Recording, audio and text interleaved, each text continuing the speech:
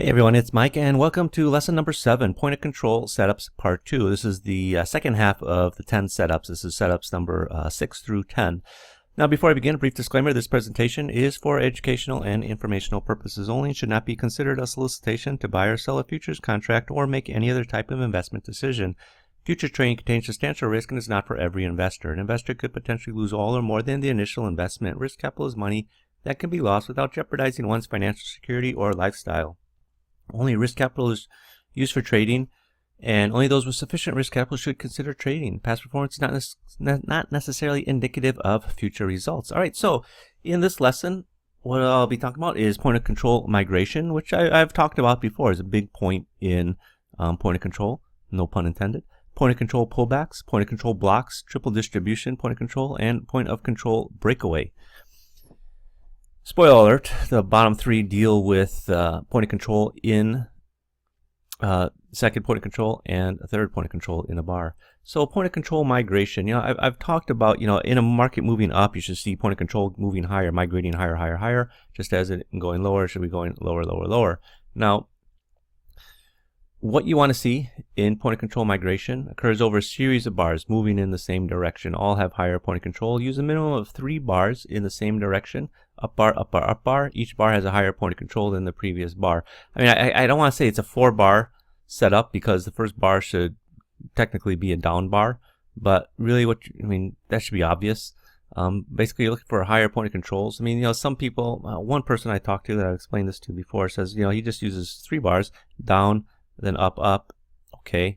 I prefer, 3 bars all be in the same direction, up, up, up. But, again, that's something you can fidget with if you like. Again, my whole hope is that you take these concepts and you develop them into something that works for you, that fits your mentality in trading the markets. What's happening is value as measured by point of control is moving higher or lower. Migration helps to confirm the direction of the trend. So what do you got? You got it right down here, right? Again, I said some people like to have the red bar first and then, sorry, that's not the one. Well, this is it right here, but this is actually the the wave right here. Now, if you're going to use the red candle, should it be lower? Yeah, the point of control should be lower. But again, I like the 3 up candles, the 3 progressively higher points of controls for the point of control migration. Point of control migration right here, red, red, red. If you're looking for, with the green candle before, you'd probably want the green candle point of control a little bit higher. I don't use it, but I know somebody that does, and he's that's the way he uses it. Over here you've got the wave as well. So here you got a prominent point of control. As you start watching point of controls, you're starting to see these things happening that like you say, hey, I see this point of control migration here. I see a wave setup right here. Here I see a pair up. You're seeing bullish here. You see 2 bullish setups here. You see the bearish setup here. It's an 8 range chart. This is a 1-minute chart. This is what I talk about, where you got the red candle, point of control down here, then green, point of control higher, green, point of control higher. One guy I know uses this as the migration, but I prefer just like this, 1, 2, 3. It's a 1-minute chart. Again, this is also a 1-minute chart. Again, if you're using the green candle, point of control higher than red, red, red. I'm just happy with the red, red, red right here. Just as be happy with this one, green, green, green right here. Here you got a pair up as well. If you're using the green, you'd have technically a migration here that stopped right here. Then it just moved back up. So again, me, I just prefer the 3 in a row with lower point of controls. There's a 5-minute chart. Again, if you're using the red, you got your red, green, green. I like the green, green, green. Right here, 1, 2, 3. It's also right here, 1, 2, 3. Here you've got the slingshot. You got the red point of control lower. Then look at it, pulls back all the way back up here. Boom, slingshot engaged, and it goes forward. So you can see how these things, are appearing over and over and over.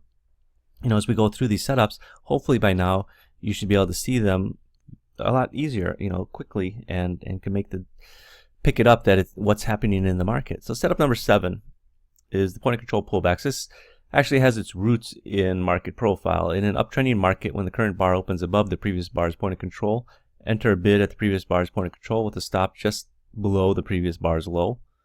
And in a downtrending market, the current bar opens below the previous bar's point of control, enter an offer at the previous bar's point of control with a stop just above the previous high. You're entering on limit orders, okay? So there's a chance you might not get filled and ultimately you miss the trade.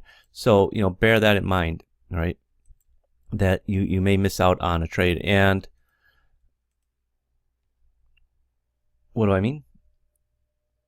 It's like this right here. Oops, I thought I had the arrow. I'm trying to get the arrow shape going on here.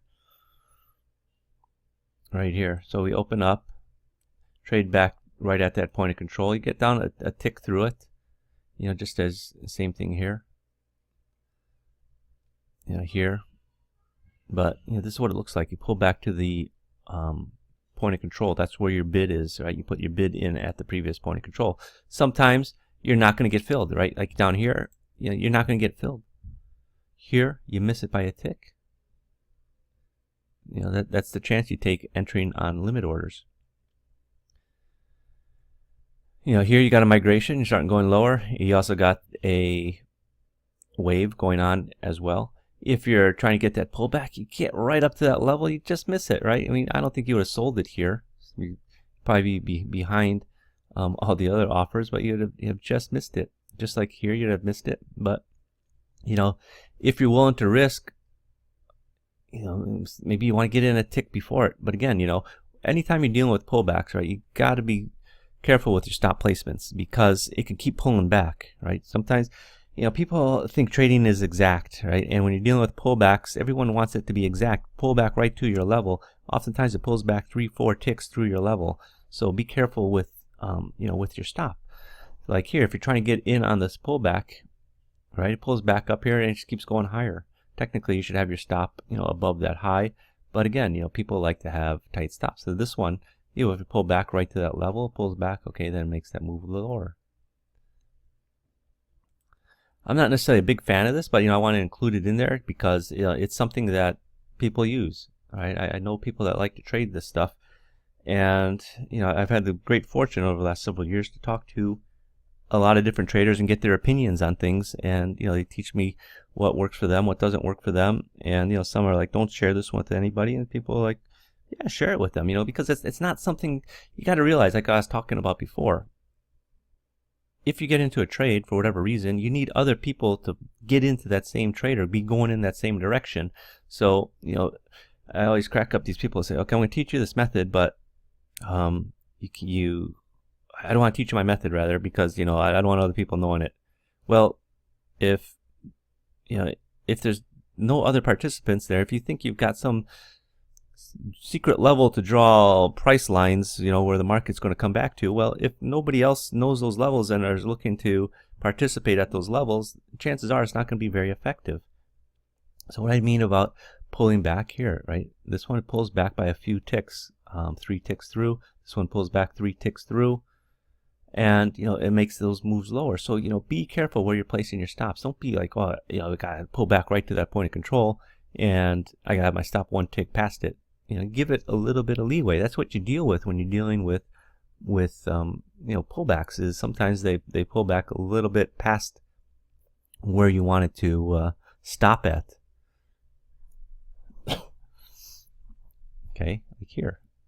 Well, it's not a pullback because we opened here and just traded down, but you should get the idea of what's going on. This is a minute-based chart.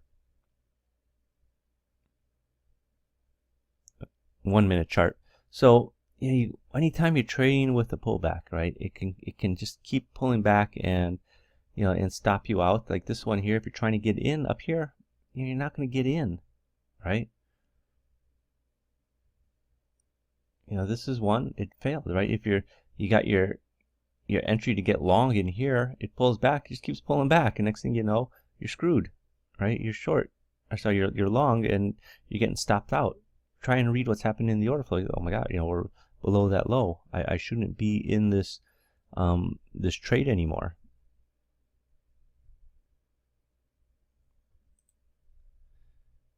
It's a 5-minute chart.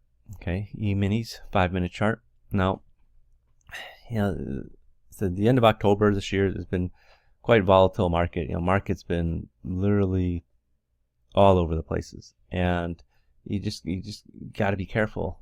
Especially where you're placing your stop. Don't set it too far away that you're risking too much, and at the same time, don't set it too close that you get stopped out.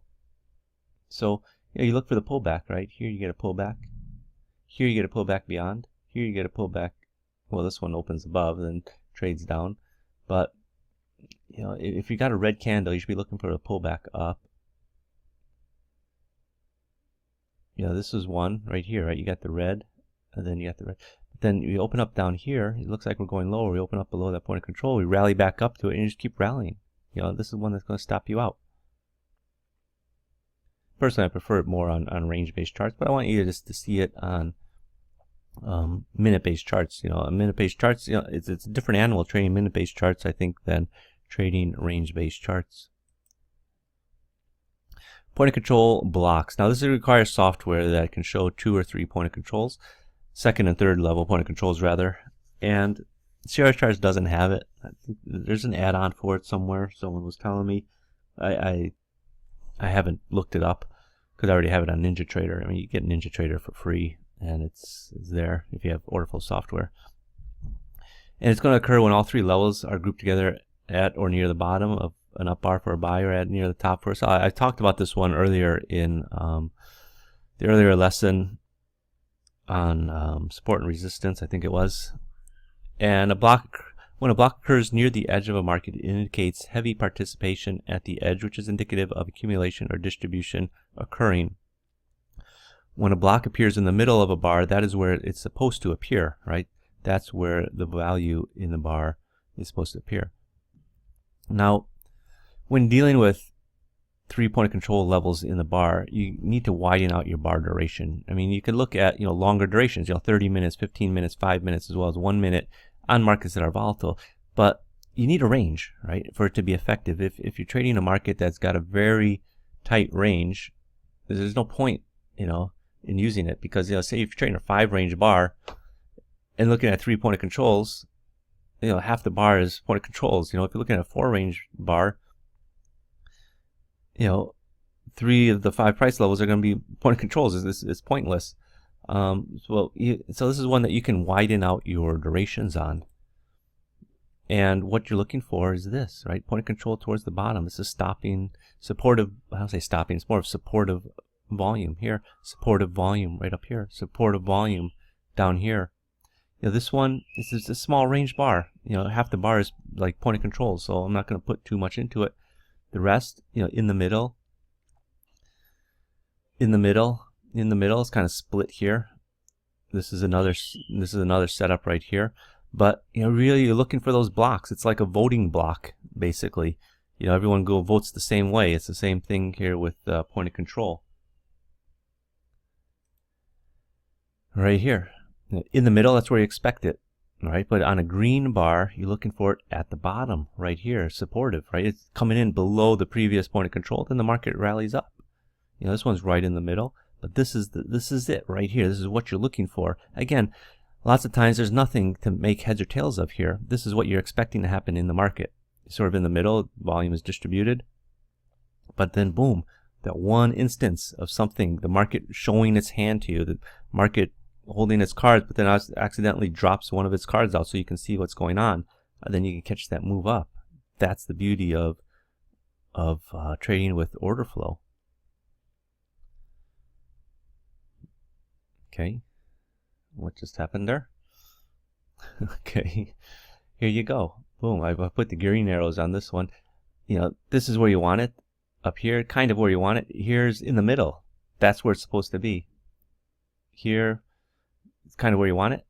Here's where you want it. Here's in the middle where it's supposed to be. So don't be, thinking, oh, we're in the middle. It must mean something. No, it means that, trade is being facilitated. That's where it's supposed to be. It's the ones on the ends. I probably shouldn't have put all those arrows there. It's the ones on the ends that matter. You know, it's like, imagine market is coming down, then it's met with buying. Market is rallying up, it's met with selling. Market continues on down. You know, that's what it's for, right? It comes down here, met with passive buying, rallies back up, met with aggressive or passive selling and some aggressive selling, because it's point of control. It's on both sides.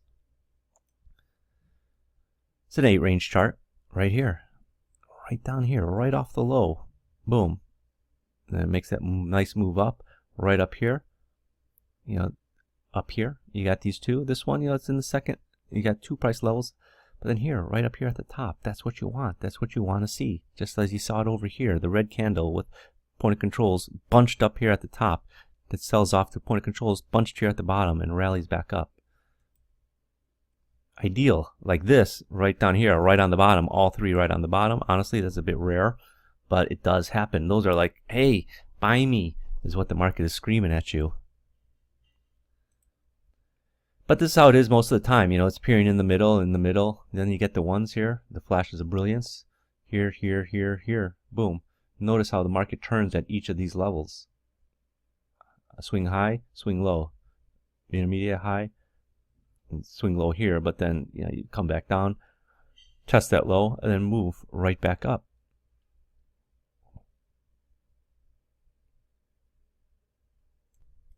Alright, so setup number 9, triple distribution point of control.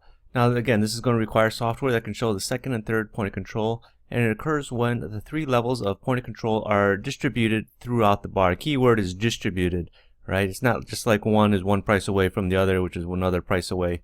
And in an up bar or down bar, 1 point of control is going to appear near the bottom, another point of control appears somewhere near the middle, and the other point of control appears near the top of the bar, and you go in the direction of price. So how does it look?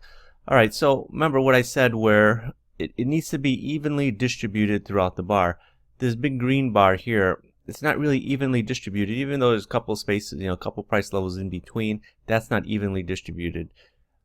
The one that I would consider evenly distributed is this red bar over here. You got in the top third, you have the 1 point of control. In the middle, a second point of control, and towards the bottom, a third point of control.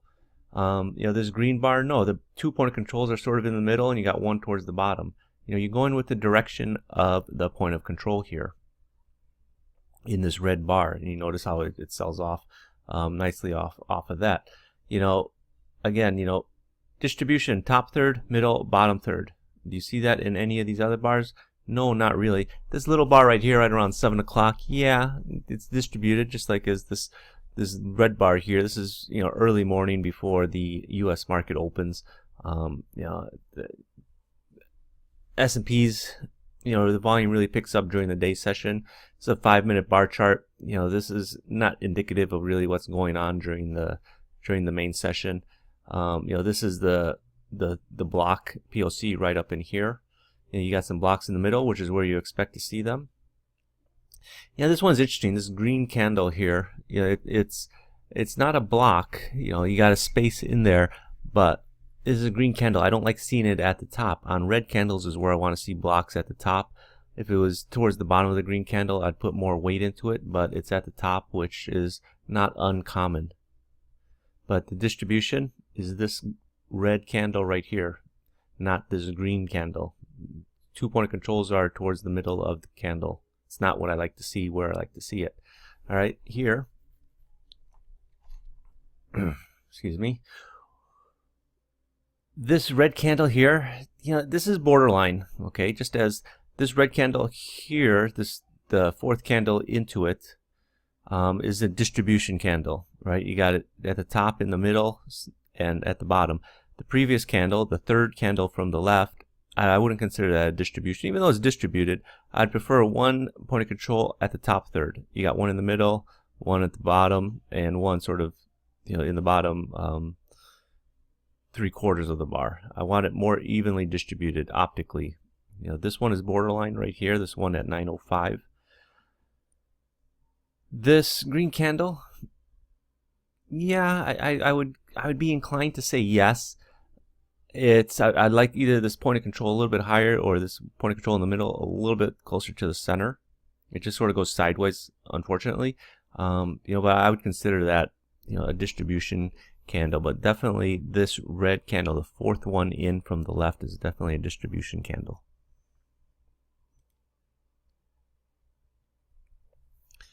All right, well, now these should start to become a bit obvious to you. What do you see? You see this red candle here, distribution? No, these are too close together and sort of on the same side. All right, this red candle is what I would consider a distribution candle. 3 ticks off the high, in the middle, and 4 ticks off the low. This is like the textbook example. This one also down here at 105 is also a distribution candle. This one here, this red candle at the second candle from the right, these 2 point of controls are separated by a tick. It's kind of a wide candle. I wouldn't consider that, just as at this last candle I wouldn't consider. These 2 are too close together on the bottom side. These 2 are too close together in the middle part right there. All right, now on an 8 range chart, what do you see? Right here, 2 ticks off the high in the middle, and 1 tick off the low. Go in the direction of the candle. It's heading down lower. And sometimes on range charts, it just looks a little cleaner on range charts. Things look cleaner on range charts for some reason.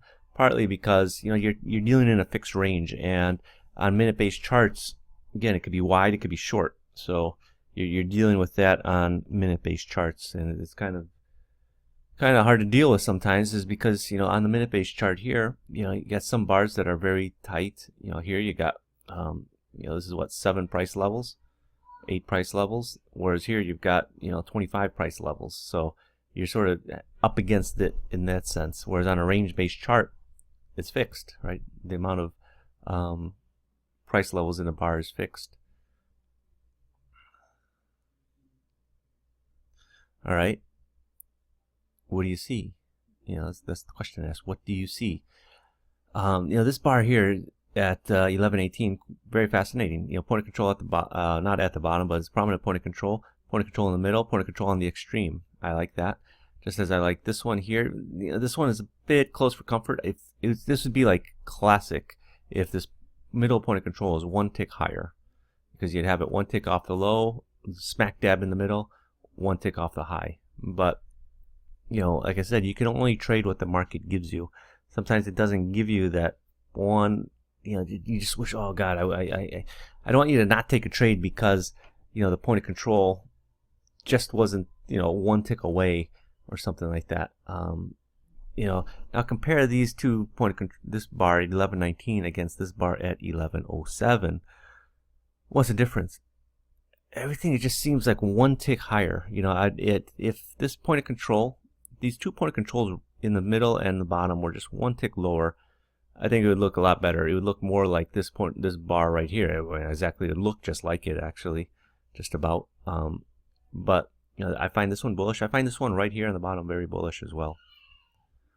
Okay, so moving on to the last setup, which is the point of control breakaway. And now again, this requires software that can show the third and second point of controls, and occurs when there are 2 stacked point of controls at one end of the bar, and the other point of control is at the other end of the bar along with price.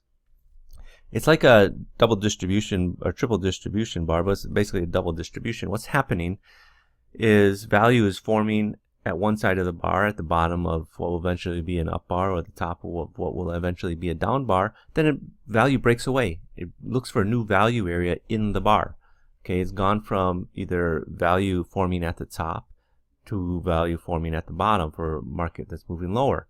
And a market that's starting to rally, it's forming value at the bottom of the bar, and then it makes a run for the top of the bar. And then the bar closes. Then you form a new bar, but it's left in the point of control in the volume footprint chart. So what does it look like? Now remember what I said. You got to have 2 and then 1. It's got to break away. So this red candle right here at it's 1205, you got the 2 at the top, and then it breaks away. You can see you got some aggressive selling on the way down, and point of control forming down here as the market heads lower over the next 3 bars. This green bar here, this is a breakaway. I would prefer that this point of control, these 2 point of controls were just maybe 1 or 2 ticks lower, but it's still a breakaway. Okay, this is still in the bottom half of the bar, and this is in the top half of the bar.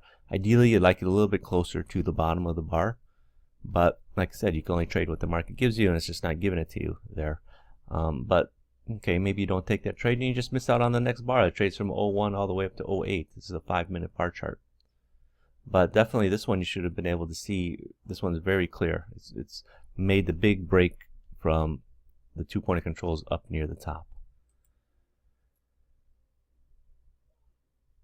Okay, right up here, just going back to the previous one, you got the triple distribution, on the first bar, then even on this bar right here at 11 o'clock. This one, I'd like this last point of control a little bit lower, but just sort of go sideways. Then here, you got point of control, 2 ticks off the top, and then it breaks away. What do you get on the breakaway? You got a couple of imbalances. You got 140, 770. And then it starts breaking away, and you got triple distribution bar in the next one as you head lower, from the 2724 area down to the 2720 area, where it just starts going sideways. This down here at this low, is this breakaway? I wouldn't consider it. I'd really put it in the breakaway category if this point of control was at least 1 tick higher. It's just 2 ticks off the stack point of controls down here, and it's sort of in the middle. I'd like it to be on the top part of the bar. It's at least got to break the 50-point range, and it just seems to be like right at that 50% range. All right, so what do you got? Your market's selling off, selling off, selling off, selling off, selling off. You got a breakaway right here at this is like 12.13. Just went sideways, unfortunately. And then boom, you get a second chance right here. You got your value forming down here, then the market aggressive buying comes in, imbalance, imbalance, imbalance. You form a new point of control up here, then bar closes. Boom, look at that. You got a stacked imbalance right in the middle. So this is the new value area. And then boom, the next bar, this is where the market pops. I mean, it goes from 05 all the way up to 10 in one bar. It's a 5-point move in one bar that you could have foreseen, hopefully, if you were adept enough. And again, like some of these bars, they really look a lot alike, right? What do you got? You got this bar right here. Look at that. Point of controls stacked right up here, or 1 tick off the high, breaks away. A couple of imbalances right down here. Point of control, 4 ticks off the low. Right before the market sells off, It's just all red candles all the way down. You got 1, 2 small green candles, but it's just all red on the way down. Again, it's a move from 2700 all the way down to 2695. And like I said, a lot of these bars look alike. I mean, look at this, what you're seeing right there, right? Kind of looks like this because they look alike. It's the market sort of repeats itself over time. It's just a matter of recognizing what you're seeing and reacting to it. So this concludes lesson number 7. In the next lesson, which is the final lesson, I'm going to wrap everything up on the point of control course and how to use it in your trading. So I'll see you all on the next lesson. Bye-bye.